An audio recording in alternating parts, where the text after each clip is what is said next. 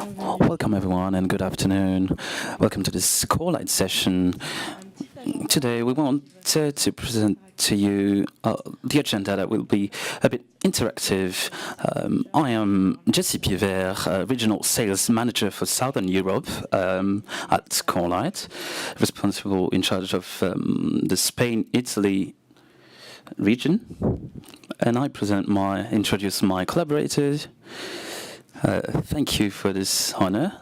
My name is Stéphane Balaguer. I work at Amadeus, a 20,000 collaborator company throughout the world. I'm part of the SOC team since 2016, and we created NDR project. So I introduce myself again. I'm Youssef Agamin. I'm cybersecurity consultant at Corelight for NDR solutions. We can start in a few minutes, but for starters, maybe we can have a few exchanges with the people that are in the room. Who among you already took part in NDR projects? So yeah, we have some people that know NDR. Do you have solutions that are in place currently? Oui, en fait, nous on est intégrateur. Yes, we integrated Corelight in Luxembourg. We met already, so we know Corelight and we know NDR. Maybe for the other panelists, participants, maybe not yet. Okay. Well, it's interesting. Mrs. Maybe you don't know NDR. Okay, right. So while we wait, we can have a discussion around NDR. When we think about cybersecurity solutions, we can see what is NDR and how we came to NDR. 20 years from ago, maybe we had detection solutions that led to false positive. And what's the difference with NDR? I have a lot of partners and clients that ask me the question, what is the difference between other solutions and NDR? The solution has two levels. The difference has two levels. The IDS has a north-south approach. Mainly, it's a property that we find on IDS solutions, and the second time is that they are only signature-based. It's efficient, but it generates a fair load of false positive. We need to talk about context, and we talk about context. We need to think metadata, and those metadata come to enrich the storage of the ideas, the data of the ideas. And the more info we have, the more we can identify what is a false positive or not. That is one of the main properties of NDR. Another difference is the positioning. IDS has a north-south positioning. We add the firewalls. NDR had a double positioning, north-south and outside of the network. So those are things that are very important. So how can we use the metadata that we collect? I don't know if you're familiar with metadata. Metadata, when you have a network traffic that we collect with aggregators, this traffic, we extract from it a certain amount of information to have a visibility on what is happening, and we need to have a visibility on what needs to be kept as an information and what's not to be kept, so that we have a visibility on what's happening, so we have a raw history of the data traffic. When we talk about NDR, we use the metadata as input for machine learning to identify new threats. Maybe I hope that it gave you a better view of what NDR is and how it differentiates from IDS. I think we can begin. If I could just add one thing about the signature based on signatures. Well, we have to go into the technical aspect, but the important thing in Corelight is the Zeek part, which brings its machine learning, which is almost automatic. There are modules, packages, which we activate rather than in a more technical approach with awareness of the infrastructures and network. Here we can have both. One is practically automatic, self-standing, and one which needs work to get there. It's true with NDR. It embeds automation because in practical terms, when you have so much data coming in from the network, human beings are overwhelmed and can't manage it. And this is where the machine learning technology enables us to sort through and to have detection that we wouldn't have had otherwise. I propose that we begin. Jesse, if you want to do the introduction, and we can begin. So, first of all, the agenda. I'll present Corelight briefly. Stéphane from Amadeus will give you his feedback on his experience, and we'll look at two use cases looking at exfiltration of data through queries from the DNS and how the Corelight tool can enable you to anticipate, prepare for malware, and then Amadeus will explain why they chose to integrate Corelight into their environment. So Corelight, who are we? So we are an American entity which has existed since 2013 that proposes a network detection and response platform designed to provide all detection and visibility of the network and also the possibility to make a response to incidents when there are alerts. We integrate IDS or other tools and also dynamic tools with supervised and non-supervised machine learning. The advantage of the solution is that the founding father of Corelight was also the creator of Zeek. If you would like to add Youssef to explain Zeek, which is the strength of the system. Zeek, as Jesse said, is open source. So if you go to zeek.org, you can get it and test it. This is how we collect the metadata, the telemetry. As I was saying earlier, it's a summary of what we collect from the raw traffic on the network. And it's really interesting because I don't know if I should go into detail. I don't know if this is the right time. But if I, Youssef, today go on internet, when the box sees the traffic coming in, it transforms it into a log.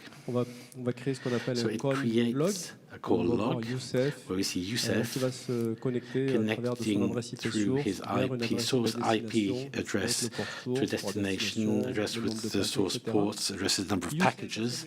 Youssef visits his favorite website, fnac.fr, and creates an HTTP log, and there we have all the data with the URL, with my IP, etc.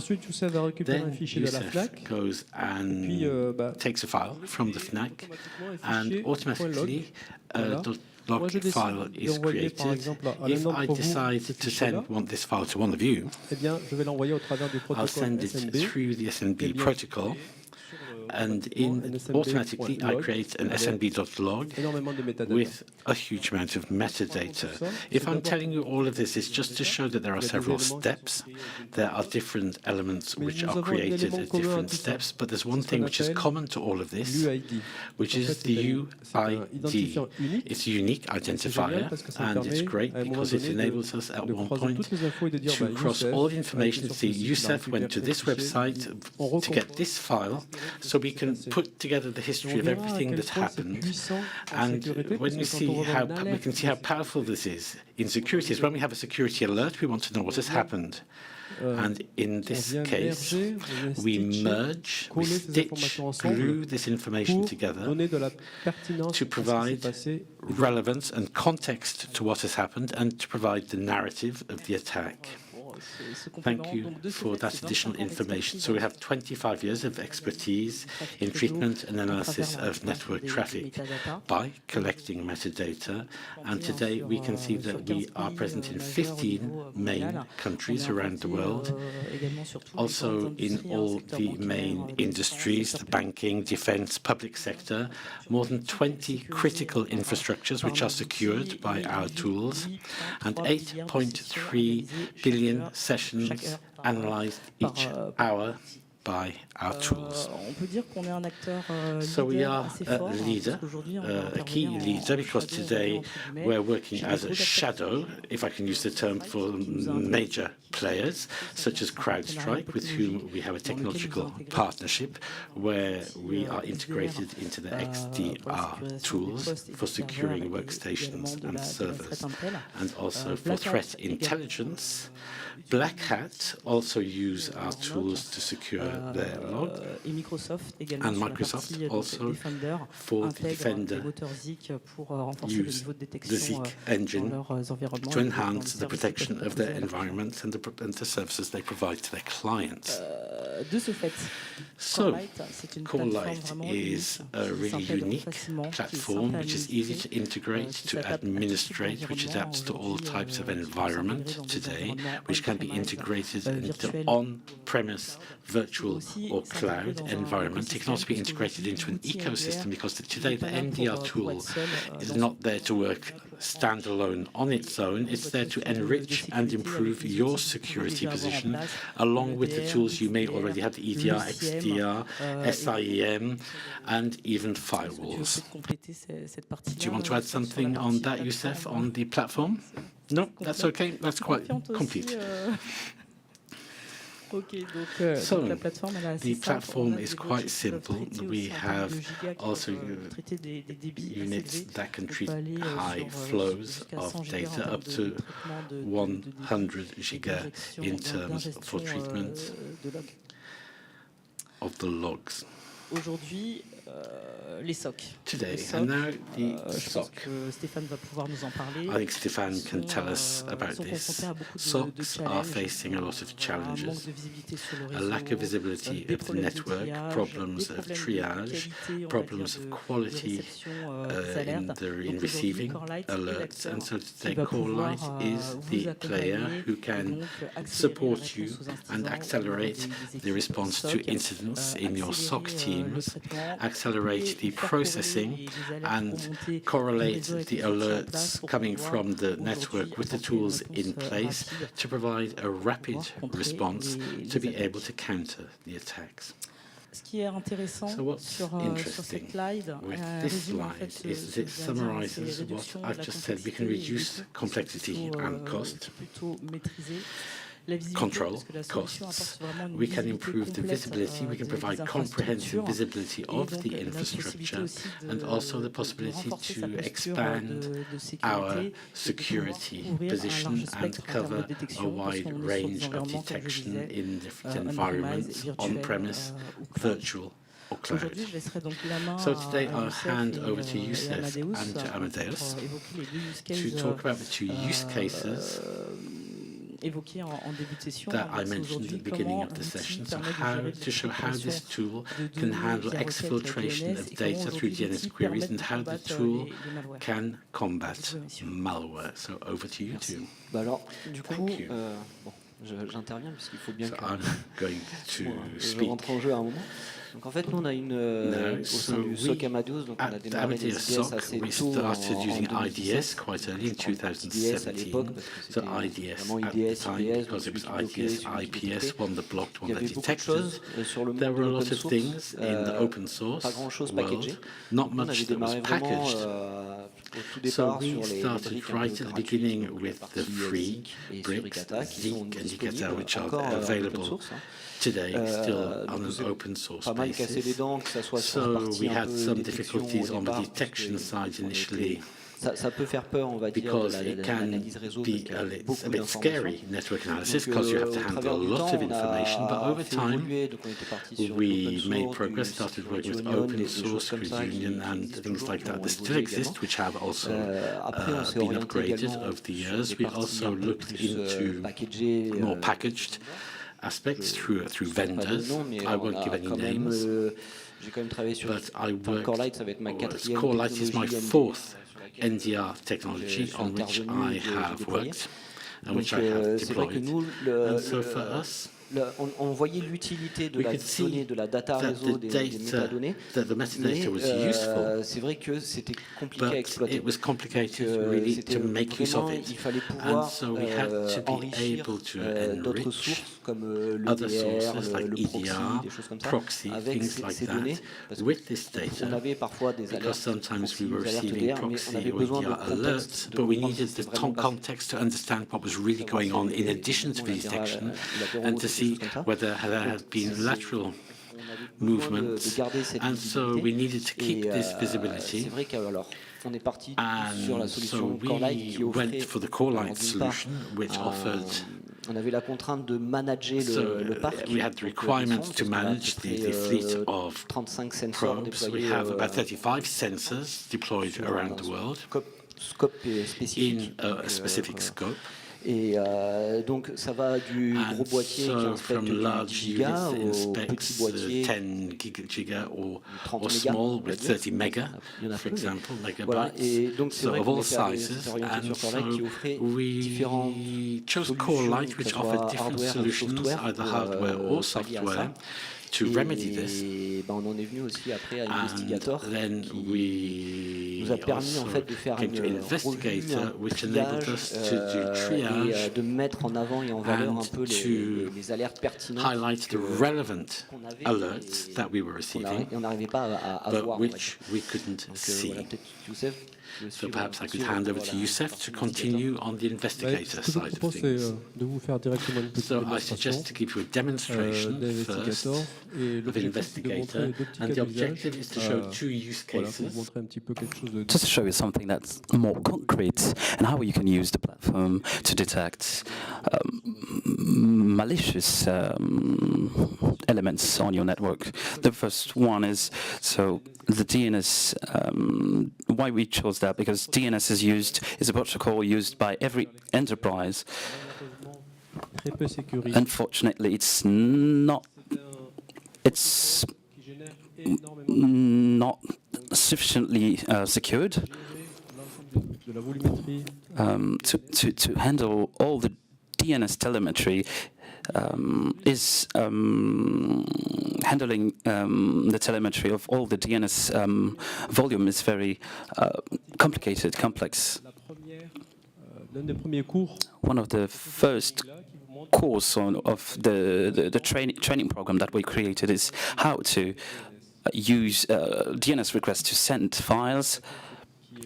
Now we have an attacker that unfortunately intruded the network channel, and his objective is to extract sensitive information from the traffic.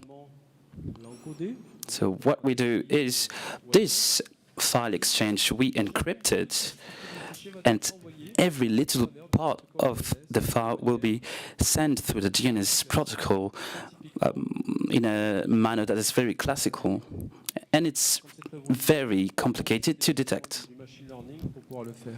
So we will use LLM to do that. The example that we are going to see is a malware that is moving laterally. And I'll go further into details when we arrive to this point. So in terms of visibility, here is Investigator. It's a solution available in the cloud. That's your dashboard, the first thing that you see when you open the platform. Earlier, I was talking about metadata, and I said that they were very important to understand the activity in the network and the environment. So, just because we can see the traffic in the network and because we can understand what's happening, we have a great visibility. For example, just with metadata, we can, for example, say we have unencrypted traffic. Is it normal to have this, those kinds of elements? This morning, I had someone that came to my booth that had a problem with SMB. So, for example, is there FTP sessions that are not encrypted? Do I have certificates that are expired? Or do I have weak ciphers with keys that are very weak and can pose issues? What's the level of the TLS security in my environment? So that's all the information that you can get without getting into the details. How many DNS requests do I get? For example, when I assess some environments, I see a lot of DNS requests are in error. Automatically, this triggers an alert to say that there's something wrong here. So with those metadata, those are 1 or 2% of the whole network traffic. And this is a part of the NDR solution from Corelight.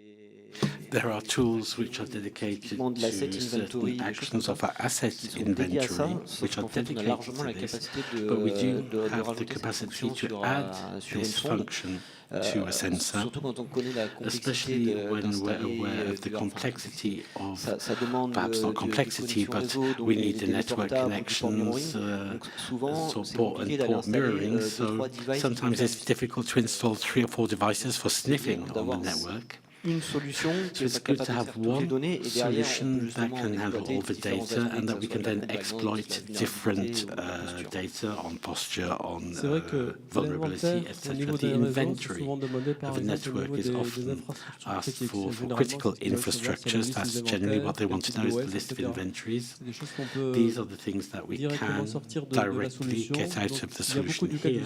So there's a lot of use cases that are possible. We have to think about these use cases, which can also be covered by the NDR side. Once again, thanks to the fact that we can collect this metadata. So this metadata comes from Zeek, just as a reminder. This is a second example, which shows, for example, application compliance. I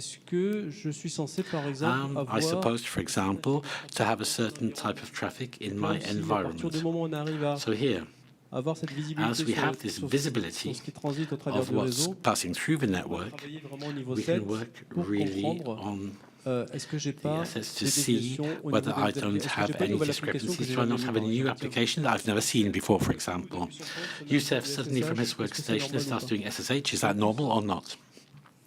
bien évidemment est tracé, encore une fois, par l'aide de ces fameuses métadatas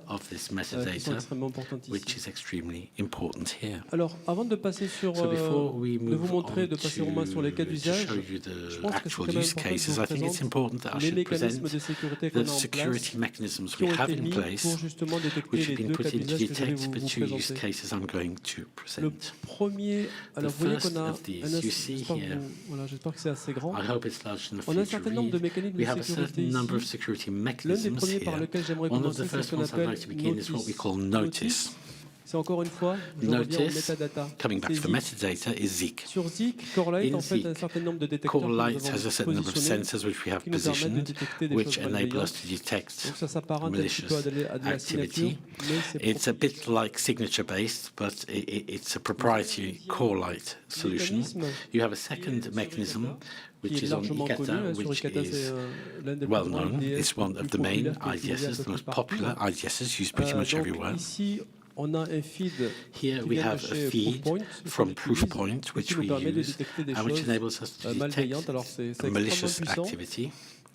It's very powerful. And alongside this, as you can see, we also have Yara role. And so the interest of Yara roles here, this is focusing more on the files passing through the network. Yara is something we often hear about in relation to endpoints, but what we've done here is that in collaboration with CrowdStrike, even if you're not a client of CrowdStrike, we can recover the CrowdStrike rules and integrate them into the network to detect malicious activity, so that can also be interesting. Of course, we also use machine learning. And so the anomaly here, the aim is to do non-supervised mode. And how does this work? We install the unit, we let it learn the network. It'll do a certain amount of statistics, it'll do machine clustering, things like that. And once it sees deviations, it will show them. And then we'll also have machine learning in supervised mode. So there, of course, there has been training that has been done.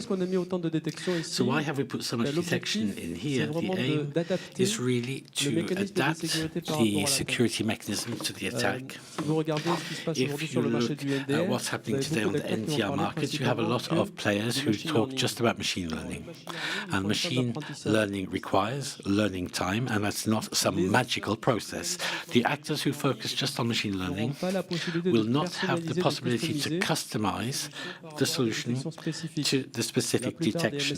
Most of the MSSPs that I meet or clients systematically tell me that we want to be able to adapt our security policies. We want to have a north-south security policy, which would be different from the east-west policy, for example. And the fact of integrating Srikata, here we have a graphic interface which is integrated, which enables you to have your own rules and to customize the environment in relation to your requirements. And this is something that comes up very often when I'm talking to clients. It's through the customization of Srikata, for having known the product at the beginning, we had the rule set.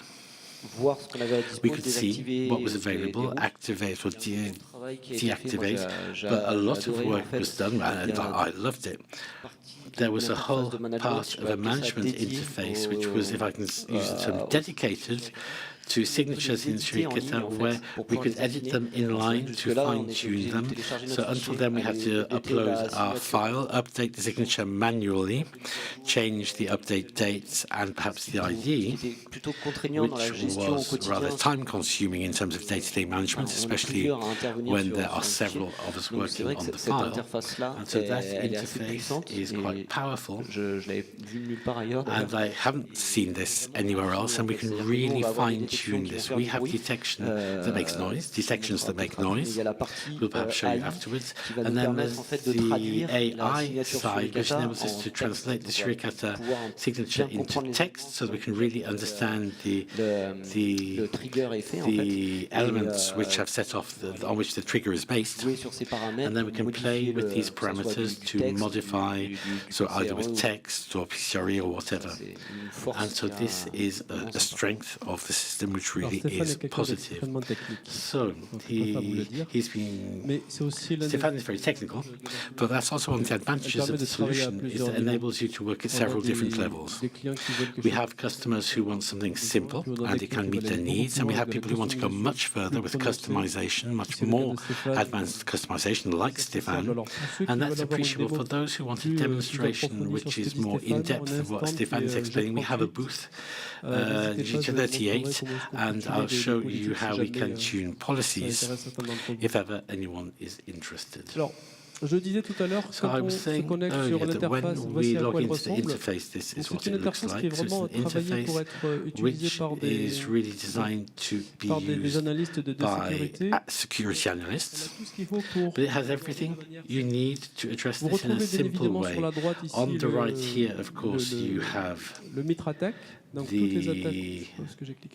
les attaques qu'on voit sont bien évidemment mappées au MITRE. Et je vais l'utiliser. Alors moi, la façon avec laquelle j'aime beaucoup l'utiliser, c'est que ça me permet, en plus du scoring qu'on vient rajouter sur l'ensemble des données, for all of these detection, it enables me to filter. Earlier I was talking about exfiltration. Here, if I come here and choose exfiltration, and we'll see what happens. Sur la partie de gauche, vous retrouvez ici l'ensemble des détections sous forme de résumé, que vous pouvez classer par entité. Which you can rank list by entity. That could be an IP address, it can be an email address, a user, it can be a domain, and then you can categorize Alors, je vais commencer mon premier cas d'usage dans lequel j'ai effectivement une exfiltration ici qui est DNS. Alors pourquoi j'ai choisi celle-ci? C'est parce que c'est quelque chose qui est remonté par le machine learning, qui n'est pas toujours évident à détecter. Et vous allez voir que le workflow, il est vraiment très simple à suivre. Donc, je vais tout simplement choisir ma détection. Alors moi, j'aime bien cliquer sur l'onglet Table ici parce que ça me permet d'avoir un peu plus d'informations. Et on va prendre ma première exfiltration de données, c'est-à-dire que je me suis assigné ici, La première chose, c'est une fois que je clique dessus, il y a une description de ce qui se passe. Je comprends ce qui se passe. I can understand what's happening. If I go a bit further down, as I said, it's detection which comes from the machine learning. As I said, I see the first date on which it occurred, my last alert, so almost Et ce qui est super intéressant ici, c'est que j'ai l'interconnexion avec un NDR qui permet de comprendre que la machine qui sort des données vers l'extérieur, c'est tout simplement une machine, donc grâce à CrowdStrike, puisqu'on a une interconnexion native, CrowdStrike, because we're in native connection, and I see it's a Linux, it's a server, I see the version. Ça me permet d'être beaucoup plus autonome que si je devais appeler les équipes système pour comprendre ce que c'était cette machine, etc. Donc vous voyez, comme je le disais, on est sur du machine learning avec une sévérité extrêmement haute et on est en présence d'exfiltration au travers du protocole DNS. Ce que vous avez en bas, c'est toutes les techniques MITRE. Alors ce n'est pas du tout, c'est vraiment ce qui a été détecté au travers de l'attaque. Donc ça, vous le verrez tout à l'heure. Ce qu'on peut voir, c'est que l'information a été encodée, bien évidemment, avant de l'envoyer vers l'extérieur. On a une application layer protocol, donc ici, j'anticipe un peu, mais c'est le protocole DNS. On voit que ça a été automatisé. On verra tout à l'heure pourquoi ça a été automatisé, comment est-ce que je le vois. On voit que les limites détails qui sont envoyés sont aussi ont des limites bien fixes. C'est un protocole qui n'est pas censé avoir cette application-là. C'est pour ça qu'on a Over Alternative Protocol. Et derrière, on a aussi du Command and Control, puisque vous savez, quand on envoie une requête DNS, on a une réponse. Donc cette réponse-là, and that response can then be used to take control and to send. Donc, je vais cliquer sur View Detection. So if I click on View Detection, je suis en train d'investiguer, je veux comprendre davantage ce qui se passe. Et là, je me rends compte que j'ai une vue qui est super intéressante ici. Je veux dire, est-ce qu'il y a d'autres interactions avec mon réseau? Ce n'est pas le cas. On verra que dans la deuxième attaque, on va avoir beaucoup plus d'interactions avec mon réseau. Ici, here, j'ai toujours au travers de la détection, ce still que je peux through voir, c'est que detection, j'ai what I can see 33 is that I alertes qui ont have été générées. 33 alerts that Ça, have c'est been vraiment appréciable generated. parce que mon That's objectif à moi, very useful because c'est my de ne pas aim travailler alerte is not par to alerte. work alert Donc, by j'ai une alert. agrégation qui se So fait here I have automatiquement ici. aggregation which has been done automatically here and de which comprendre enables et me d'aller un to petit peu plus loin. understand and to go a Et bit c'est further. ce qui fixe un des principaux This problèmes, is on va dire, de what Suricata, fixes one of the main problems with Suricata is the noise. Alors, c'est son travail de sonner, mais c'est vrai que Obviously, une it fois sends out alerts, on va but dire once la première the DNS query est passée, DNS query on a has envie de dire, OK, on a la passed, première alerte, on n'a pas besoin we say, okay, we have the first alert, we don't need to alert on the rest of the flow. And the investigator, this enables us to reduce the volume of triage. Exactement. Exactly. Donc là, je suis en présence And de so détection here qui a été I faite, donc have on a a vu quelques detection which premières has been informations, made, mais we moi, ce have qui some m'intrigue initial beaucoup, au information. fond, quand je But vois what ça en tant intrigues qu'analyste me when I bloquée, see this as an effectivement, analyst j'ai quelque chose qui is est that, okay, détecté there's something that has been par le machine detected learning, mais by the machine pourquoi learning, le machine learning a but été why détecté? has the machine Qu'est-ce qui learning fait? detected it? Est-ce que je peux avoir un peu plus d'informations Can I have a sur bit ça? more information Et about je pense que that? ça, c'est quelque chose qui est, And I think that's qui est assez something unique that's à quite Corelight, unique c'est-à-dire qu'on vous with présente Corelight, tout ce qui se passe au niveau is du that we machine present learning. everything that's going on Ici, ce in que the vous avez, machine c'est learning. vraiment Here, l'ensemble you have des all détecteurs the dans le machine learning. Et detectors ça, c'est in quelque chose machine d'extraordinaire. learning, and Pourquoi? this is quite Parce que ça me permet extraordinary de comprendre because it que, enables us to en understand fait, that in ici, fact, here, si je regarde le premier indicateur, if I look at the first on indicator, voit 22%. I see Ça veut dire que 22%. mon scoring, And that means that my cette scoring, première détection, of ici this maximum first number of detection, DNS requests, a maximum number of participé DNS à hauteur de requests 22% represents à mon scoring total. 22% of my Ok. total score. Pourquoi?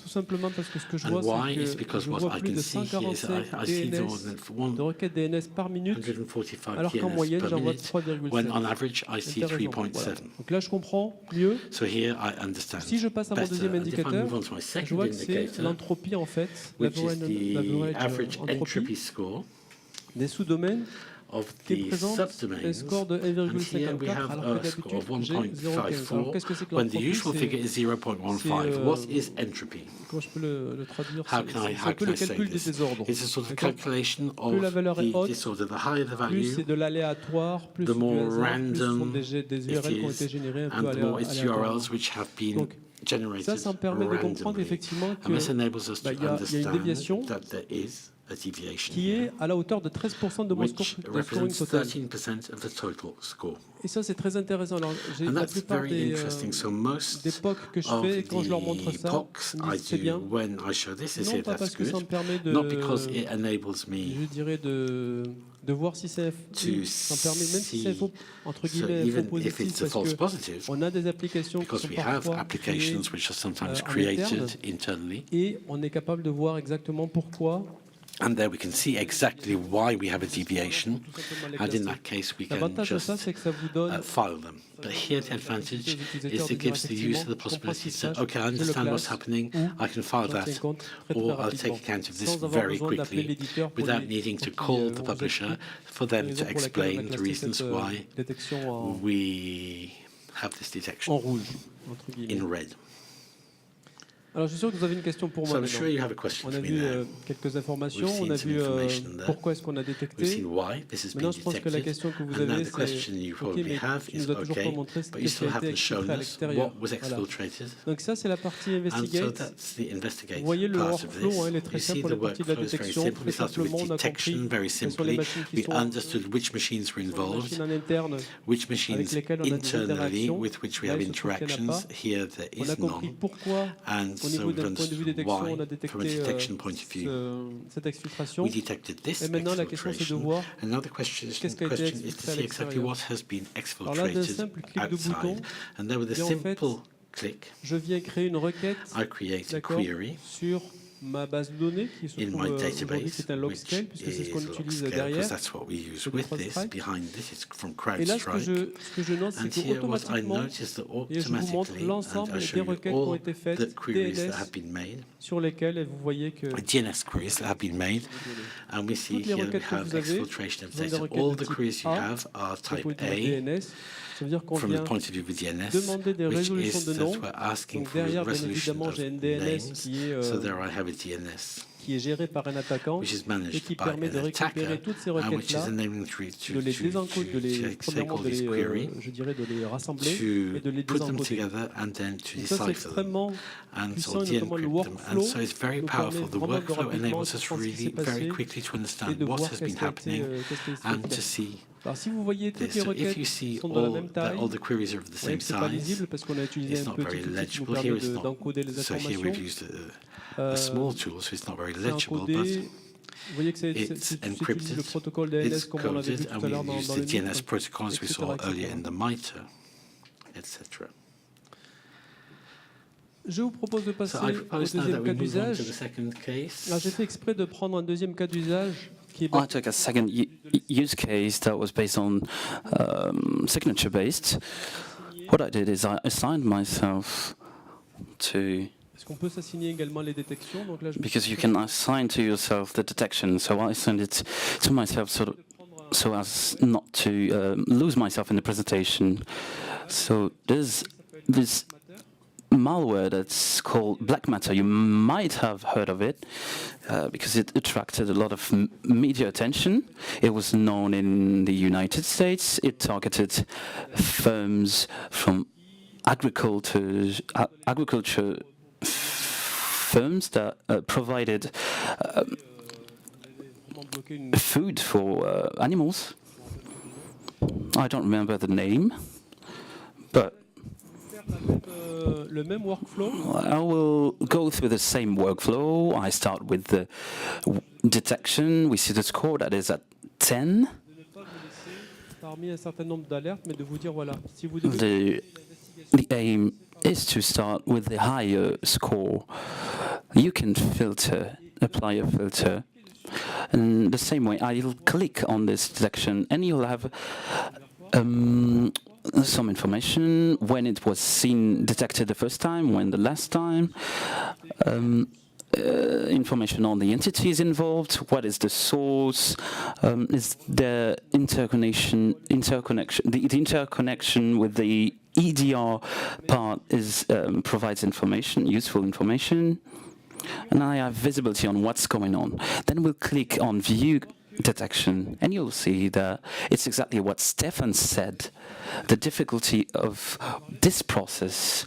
Maybe, Stefan, you can continue because you know the subject. So typically in the team, we implement platforms and alerting processes and for managing the incidents. When we implemented the tools and the detection alerts on the Cybersecurity, we sent signature and description data.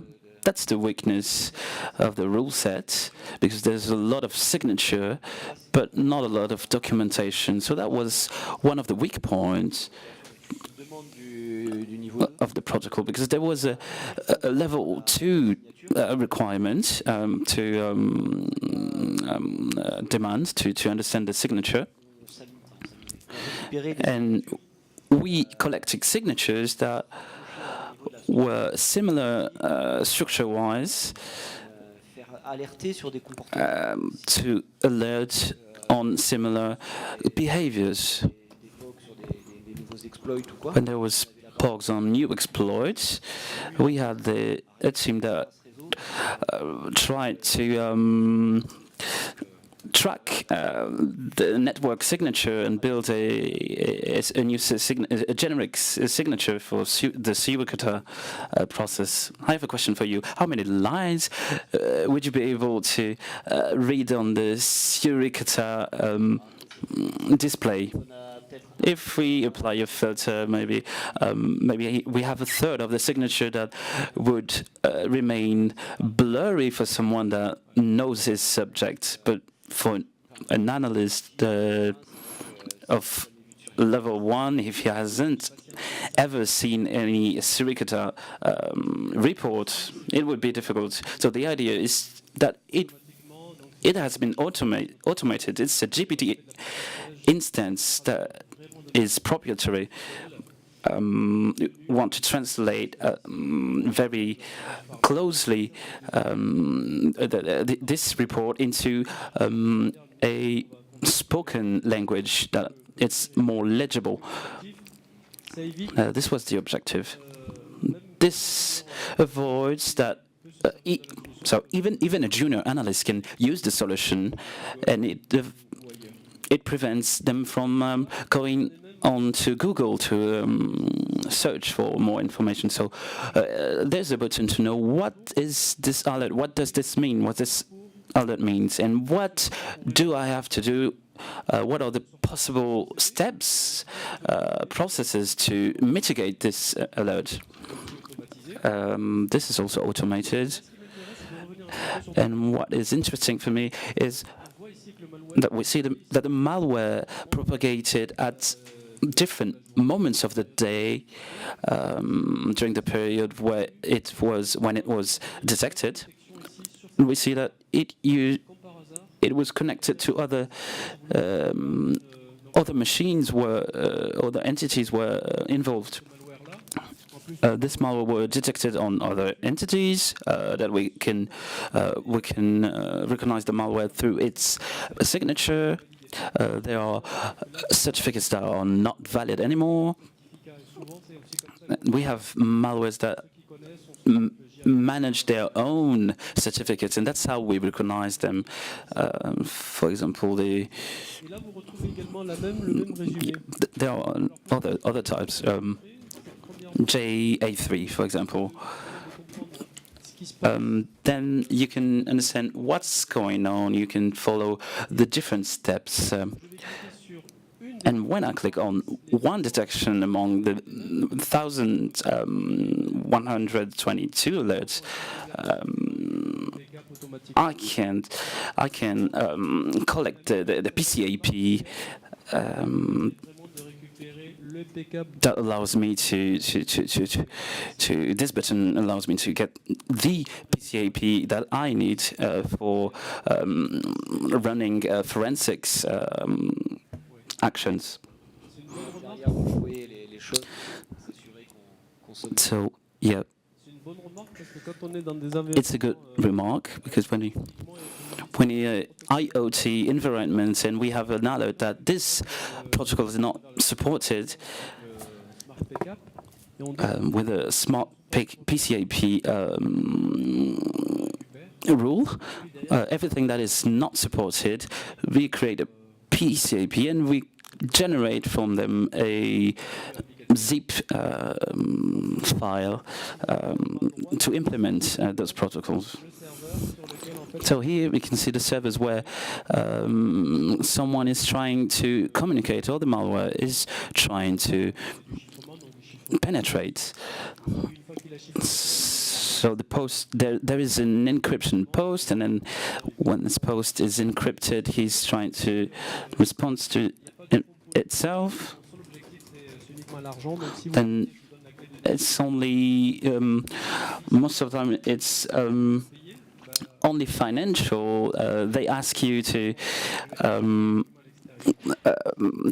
pay to de-encrypt the file. If you don't, then there's a next step where they will leak the data if you don't pay money. Then if you click on View Log,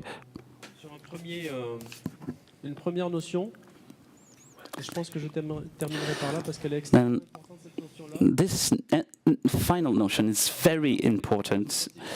The request, you can see the query was done automatically, and this is very practical, very useful. And when I see all of this, what do I see?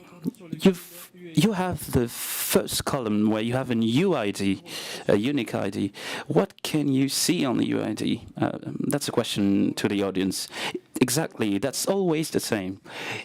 If I look at the path, what can you see? We see files. Do you remember those that were present at the beginning?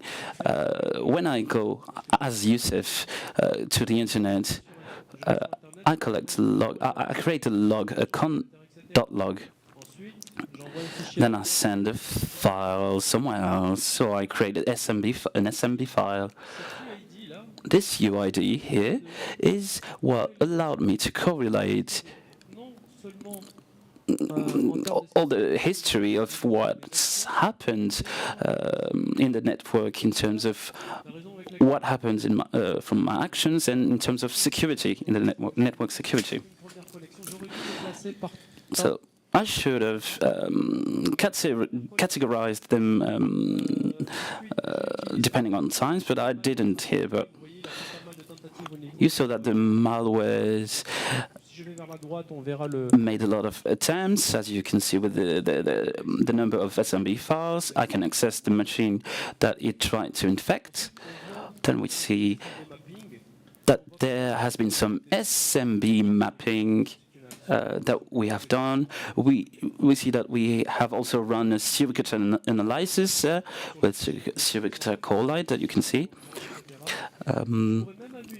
I could also get the UID and see where it was propagated throughout the network. The question is, how can we stitch all this data, all this information? How can we map the propagation throughout the network? What I could add is you have one alert on Suricata that will be triggered, but with a UAD we can track the signature and establish a signature profile that matched this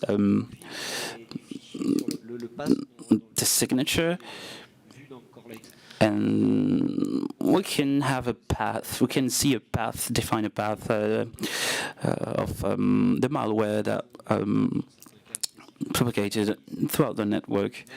And this UID, we use it mainly to correlate so that we don't have to go into the index. We just look for UIDs as soon as the alert is triggered. The main message from Corelight is that it's a solution that collects the data from the network, and the results will be presented with a score, and everything will be categorized by score. Everything is automated so that you can have benefits very quickly. The scalability is the first critical point, because the licensing is not made on the number of machines, but on the width of the bandwidth. Maybe the backup, we don't need it. This traffic here, we don't need it. So this allows you to have a reasonable cost and only focus on what you need. So we have a solution that consists of 30 units. There are also an application-based solution or on the cloud. The application part is something that is often forgotten by our clients. If we have a need from our clients, I need to identify all the cameras that I have in my environment. We run a security analysis, and we have a result for this research very quickly. I have an environment CAB, and for all those environments, I want different solutions depending on their policies and their needs. I have a question for you, Stéphane. Maybe you introduced Amadeus, but why did you choose Corelight? So why Corelight? For us, we have believed in it from the beginning, in this principle. We had a vision of saying that we needed the network data and the endpoint data. These were the two keys to investigations. And so we tried different ways through open source and packages, but we have quite a big team. We have pen test and other engineering and other teams, and we often do purple exercises, which are exercises between the blue and red team, where the red team will go wandering around the network and the blue team is going to look to see where it activates alerts. And often it's the EDR that alerts. If they bypass that, there's no alert, but the network telemetry can't be bypassed. If they go through the network, there is automatically a trace. And often we end up recovering, retracing the way, and that enables us to then resort to other sorts of log, which will enable us to enrich the investigation. But it is true that this is used both as a post-mortem or for forensics, for analysis of real-time detection, but the objective for us in this really is that we don't want to do NDR alone. It needs to be fitted into the whole environment. The whole environment needs to be addressed, and so Corelight can enrich other alerts from tools such as CrowdStrike. And this is important, and we often talk a lot at the moment about XDR, but there aren't many really talking about NDR and EDR, but that's what we're looking for. And just to add one other point regarding the solution, what I liked is that we started slightly over 2 years ago with Corelight. We had tried quite a few solutions, and I'm very happy insofar as the product is developing very quickly, and notably with the Yara rules, which enable us to justify the investment in the products, because we can also say, okay, we don't need to look into other products because this can provide that detection capacity. Having said that, I'm not sure what else I can add. And then the monitoring activity. Very often we're told it's going to be difficult to implement. You need steps, there's monitoring, it's hardware we're installing in the network. But once it's up and running, with Corelight, I no longer have a hand on the run side. The sensors with the management of a central platform who manage the policies. And so there you have it. Thank you very much. Any questions just to close the session? So what has integration with the EDR brought you? It provides us with context.